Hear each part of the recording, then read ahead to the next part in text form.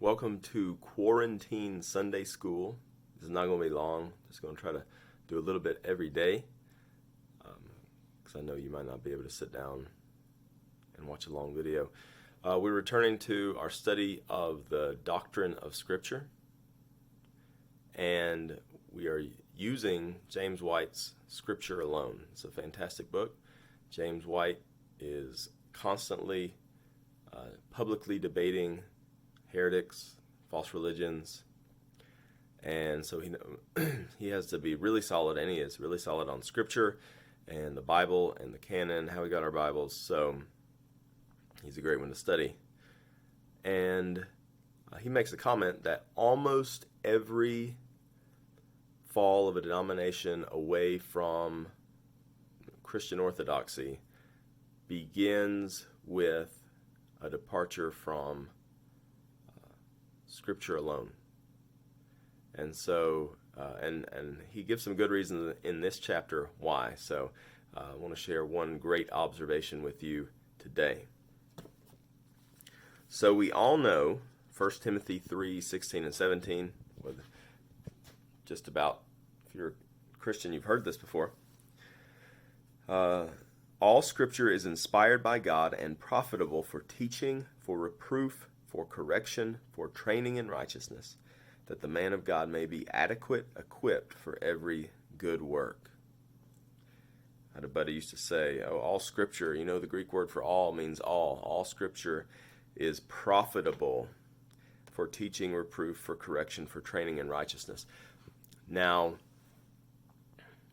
James White is seeking to show that as far as our ultimate authority on truth, that is only Scripture.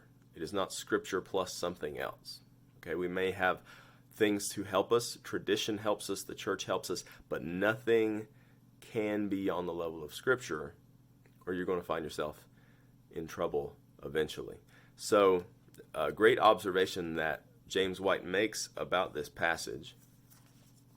2 Timothy 3. I hope I said that before. 2 Timothy 3 is that if you go read it, and 2 Timothy 3 begins a warning of false teachers that are going to come against Timothy. It says, and he spends time describing the false teachers. They're lovers of self, lovers of money, boastful, arrogant, revilers. He's describing these false teachers. And then he goes on to tell about how Timothy has been raised with the Scriptures, continuing in the things you have learned and become convinced of, knowing from whom you have learned them. And it talks about how the Scriptures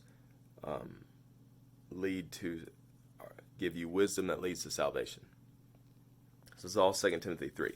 So as Paul is preparing to die and he's leaving these kind of final advice to Timothy,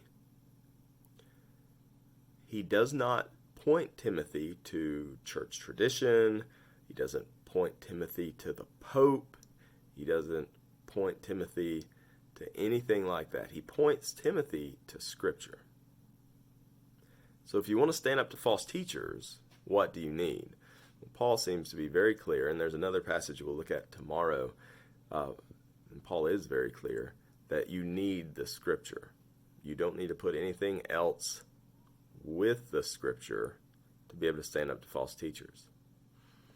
Again, that's not to say there's not plenty of good in learning from other sources, confessions, tradition, but none of them can be on the level of Scripture, or eventually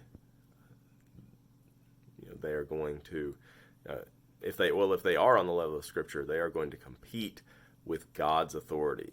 We don't want that. So, God bless you. Have a great day. Peace out.